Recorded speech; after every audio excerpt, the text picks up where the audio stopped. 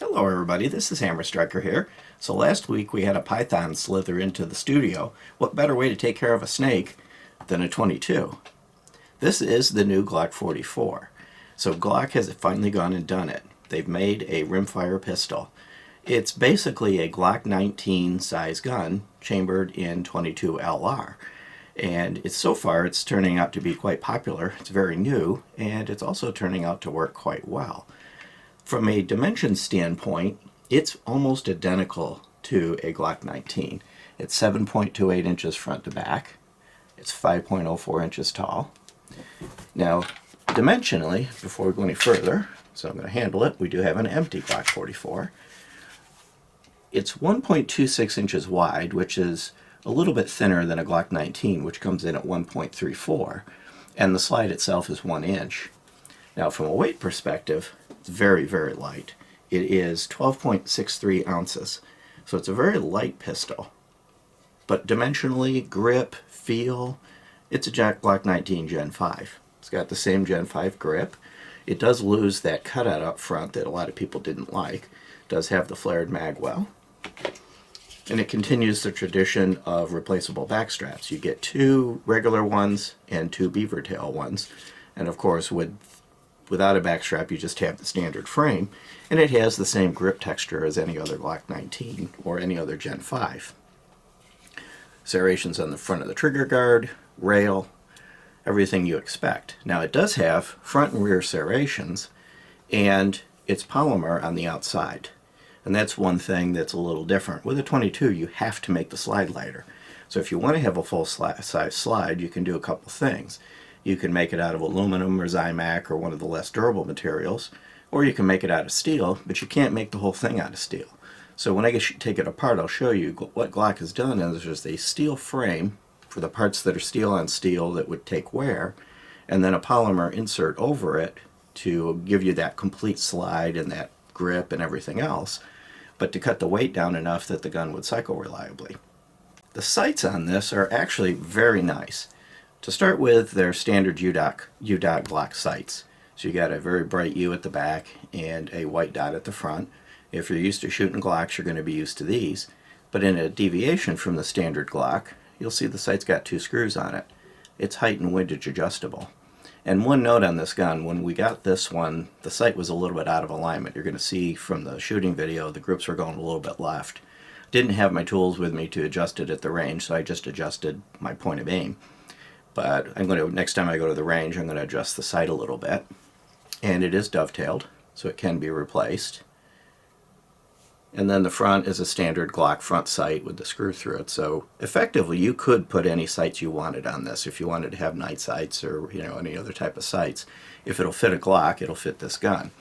But with the adjustable sights, there's really no reason for it. And this little cutout here, not really sure what that is. It is not an MOS setup. So this is not an MOS gun. And you would probably have problems trying to put any additional weight on the slide. So I'm not exactly sure what that is, but it's not what it might look like on the surface. And while I've got it up here, one thing I'll point out is it has a viewport for a loaded chamber indicator, as opposed to the typical Glock with the extractor sticking out. And part of that's a 22 shell isn't big enough in diameter to make enough difference in the position of the extractor to be reliable chamber indicator, so they have this. From a safety perspective, it has all of the same safeties that any other Glock has. It has the split trigger to avoid inertial pulls. It has the internal striker blocks and basically the safe action system that Glock has on all of their guns. So it is drop safe and easy, safe to take to the range and do whatever you want with. One place where this is a little different than the Glock 19 is capacity. These mags look a lot like a Glock 19 mag from the side or from the front, but when you turn them this way, you can see that there's a cutout for a follower that has a thumb grip on it. It's on both sides, and it's even got indicators of the 5 and 10 mark, and it does hold 10 rounds, so you can do 10 plus 1. There are guns out there that have higher capacity than that, but the problem with 22 is it's a rim cartridge. So it's really difficult to get a high capacity 22 magazine that feeds reliably, that's able to be loaded reliably. So Glock opted to just go with the single stack pattern with 10 rounds. Wouldn't surprise me if you have aftermarket magazines pop up that try to do double stacking in here, and be interesting to see how well they do with rim lock and things like that. But it is a 10-round magazine. The magazine's all polymer except the spring. It doesn't have the steel insert that most the magazines that you're used to having. But overall, they seem to be very well manufactured and durable magazines. And unlike most new gun launches, they're actually available. You can get them. They're out there.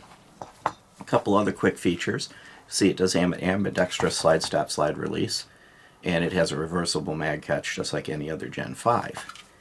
Two other features I may have failed to mention. It does have the flared mag well like the Glock 19s, and I know I did mention that it doesn't have that annoying cutout, and it has the standard Glock Picatinny style rail, so you can put any Glock accessory on this. If it fit on a Glock 19, it'll fit on this. Takedown on these is actually pretty much the same as any other Glock. You clear it, you pull the trigger. Now, I just pulled the trigger on a 22. You can pull the trigger and dry fire the Glock 44. Now, I would say that because the spring tensions are higher, the force is higher on the striker, I wouldn't make this your dry fire practice gun. This isn't the gun to sit there in front of the TV, doing thousands of pulls of dry fire practice. Use your center fire gun for that. But it is designed to be dry fire tolerant, and pulling the trigger is part of the takedown procedure. Just like any other Glock, you pull it back a little bit, pull down the tabs, and it pops apart. I'm going to set the slide apart for a second, and I'm going to show you the frame. And basically, I'm showing you a Glock 19 frame. There's a few minor differences, nuancy differences, but overall, the design is very similar to any other Glock. It has the same fire control group, same rails, same overall design, so that it is going to be quite familiar. And one of the goals of this gun was to give you a practice gun that mimics your centerfire gun, and I really think they've kind of accomplished that. Now, when we get to the slide, we'll see some things we're used to seeing and some things we aren't. You'll notice it still has the safety piston, and the striker looks very similar in design, and it's even got a dual recoil spring. Where things get a little bit different is when I pull out the 4.02-inch Glock Marksman barrel. And you'll see that it doesn't have the normal hooks at the bottom because this is not a pivoting barrel. It ends up staying relatively fixed in position. And of course it's a 22, so you have the narrow feed ramp. And you have a very well machined barrel. Let me pull it, turn it around here where I can get some light into it. Now it's going to be very difficult to see the rifling, mainly because it's just small. It's a small diameter. But it's very well machined, and unlike some other 22s that I've recently worked with, we had no following. Ran a whole bunch of rounds, probably about 300 plus rounds through this of varying quality ammo, even some Federal bare lead. No following whatsoever beyond the normal dirtiness that you get in a 22 barrel. But when I was cleaning this thing, I wasn't pulling piles and piles of lead out.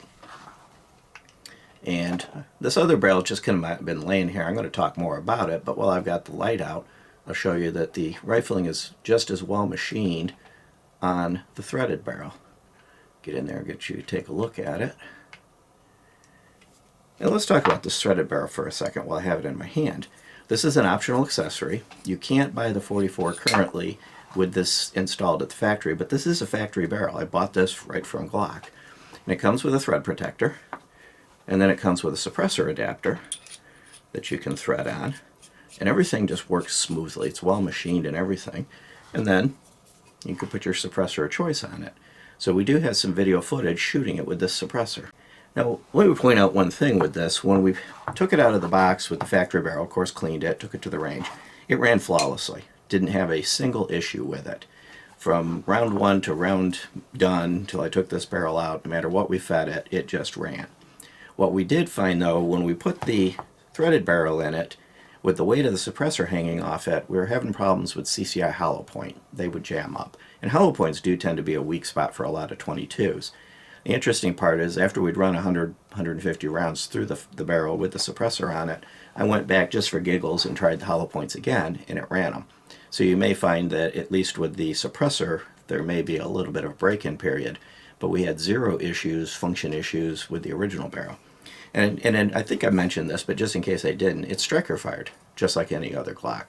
So you'll see when I get to the trigger part, it has a trigger very, very similar to your 19 or any other you're used to. So it really will fit that pattern of being a practice gun. So I'm going to go ahead and put it back together. Now one thing I'll point out, if I wanted to put the threaded barrel in it, I would just take this thread adapter off it because it won't fit through the front of the slide. But I could put the threaded barrel on it just as easily as I could put the regular barrel on it and just assemble it the same way. No difference in springs, no other adapters needed. I'll put the regular barrel in it, put the dual recoil spring in place. Now these are a little different in that there's a shelf. There's a little shelf at the front of the barrel. Take the spring back out and show it to you. It's a little different than the normal barrels, just in the shape of it. So you kind of have to make sure you give it a little bit of a push and a click to make sure it locks into that spot. But it's easy to do, and it goes in there easily. And then, like any other, just, and you're back in business. So let's talk about the trigger, since I've got it definitely cleared and I've got it set up. There's a little bit of take up, and then you're on a very sharp, distinct wall, and then a little bit of creep in the brake, but overall very similar to what you're used to.